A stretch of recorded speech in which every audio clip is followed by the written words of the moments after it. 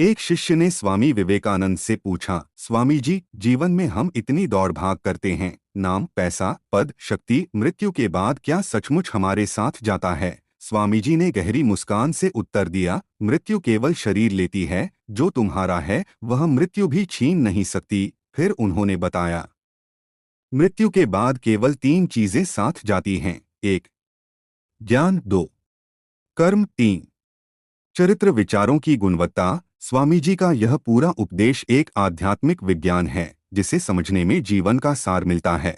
स्वामी जी अक्सर कहते हैं, तुम शरीर नहीं, शुद्ध आत्मा हो। शरीर कपड़े की तरह बदलता है, जब पुराना हो जाता है आत्मा नया वस्त्र ले लेती है। उन्होंने भगवद गीता का यह सिद्धांत सभी को सरल भाषा में समझाया। शरीर की मृत्यु तुम्हारी मृत्यु नहीं, तुम चेतना हो, स्वयं प्रकाश। जब आप यह समझ जाते हैं कि असली में शरीर नहीं है, तो यह स्पष्ट हो जाता है कि पैसा, शोहरत, इमारतें, जमीनें, कपड़े, कारें, कुछ भी तुम्हारे साथ नहीं जाता। यह सब शरीर का है, आत्मा का नहीं।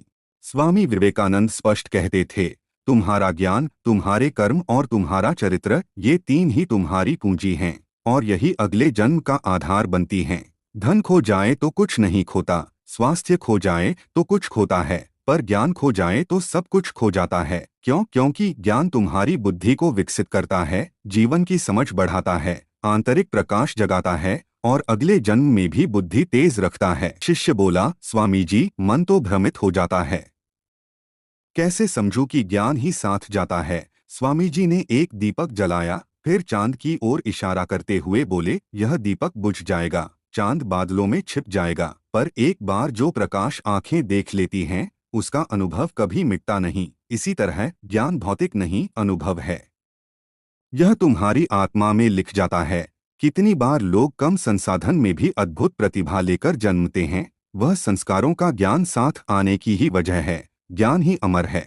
कर्म। स्वामी जी का स्वर्ण मंत्र, हर कर्म का फल तुम्हें ही मिलता है, चाहे तुम उसे भूल जाओ, पर प्रकृति नहीं भूलती। वे कहते, हर विचार एक बीज है, हर शब्द एक तरंग है और हर कर्म एक ऊर्जा है, जो मृत्यु के बाद भी तुम्हारे नए शरीर और नए जीवन को आकार देती है।